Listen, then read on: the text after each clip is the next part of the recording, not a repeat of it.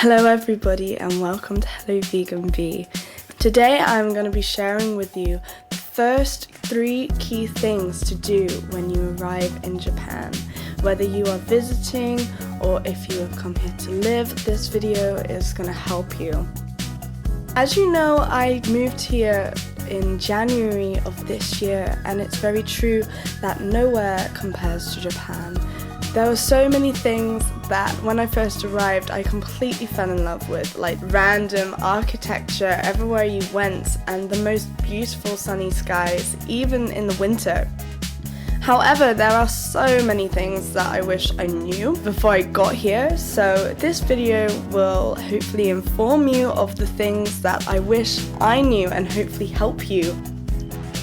Hope you enjoy your trip and safe travels. My first tip is to get an IC card.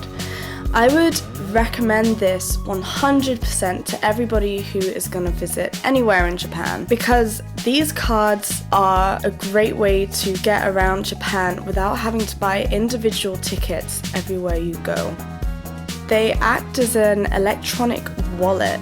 All you have to do is you put money on it, just like an Oyster card in London, and you swipe it as you go in and out of the gate. Not only that, you can use them on trains, buses and subways, and you can also use them to pay for coin lockers and in vending machines and in some shops. So they're really useful, and I would definitely recommend getting yourself one of those as soon as you arrive. If you're traveling in a group, you can also get IC cards for children, which makes life that little bit easier if you have lots of different ages in your group. All you have to do to get one of these cards is to go to a subway station, select your language on the machine, which are usually found by the entrances or by the ticket gates. The card itself costs somewhere between 200 and 500 yen, depending on where you are buying it, although you'll have to pay around 1,000 to 2,000 yen or more to actually receive the card, so you have to put credit on it. When you pay for it, the correct amount of money will be taken as payment for the physical card, and the rest of the money that you put on will be topped up onto your card for spending. There are 2 types of cards you can get. You can get the Pasmo card and the Suica card. I think I've probably butchered that, but that's what you can get. I personally have the Pasmo card simply because that's what was available at the time. They are basically the same. The only difference is that they are run by different companies. Another great thing about these cards is that they don't expire for up to 10 years. So if you're planning on coming back to Japan, or if you're spending a long time here, you don't have to worry about it running out. You can just hold on to it for your next visit. Just a side note, IC cards cannot be used on express trains or the Shinkansen bullet train, so you have to get separate tickets for them. So don't go putting loads of money on your IC card thinking you can use it on the Shinkansen, because you cannot. My tip number 2 is to learn some basic phrases. Now this one might seem pretty obvious, but honestly, there's not much more embarrassing than trying to buy something in a shop or ask for help without knowing some basic phrases and not being able to communicate with people.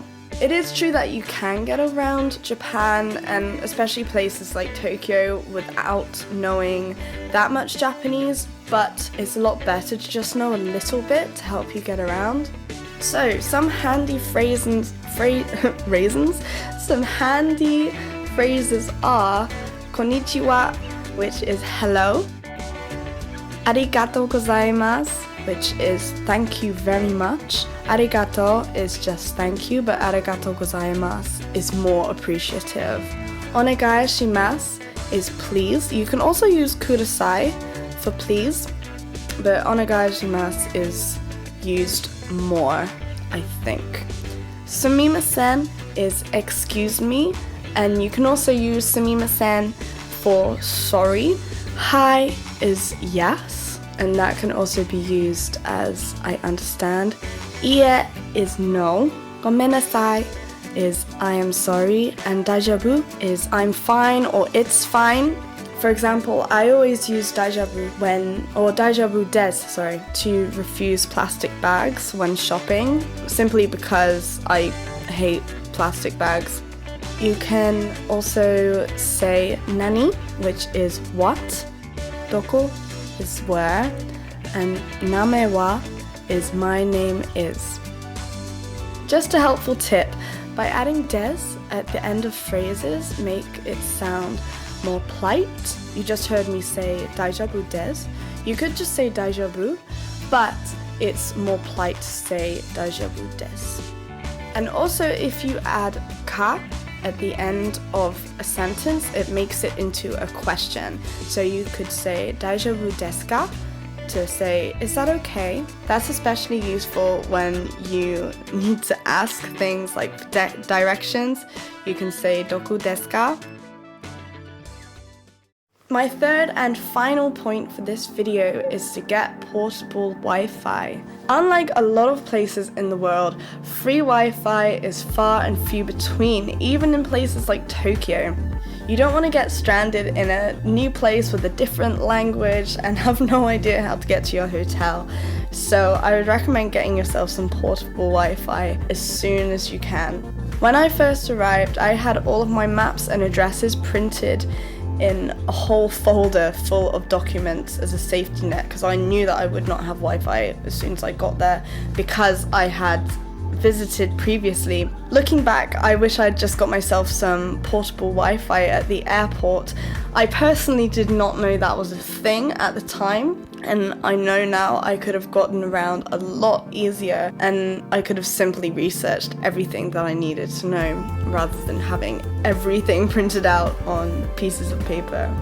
Pocket Wi-Fi is available to buy at the airport, and it can be delivered to your hotel and bought within certain shops in Japan, so it's quite easy to find. You can rent out these little boxes and have unlimited access to internet, which is pretty useful. However, in a lot of cases, if you go over a certain amount of gigabytes, the internet will slow down. You either have to top it up by paying more, or the Wi-Fi becomes really slow. So you never actually run out, but it just becomes really slow.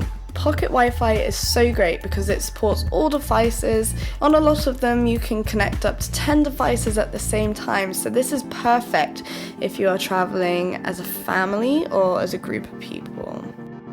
I'll link below a post by Tokyo Cheapo, which is a really useful website in general, and it shows you some of the best options for portable Wi-Fi, and it also gives you 30% off if you read the article. Definitely worth checking that out if you want to get the best bang for your buck. Okay, so I really hope that this helped you. If it did, please feel free to share the love on social media and join the Hello Vegan Bee mailing list for updates on other super helpful information. Subscribe to me. Thank you very much, and until next time.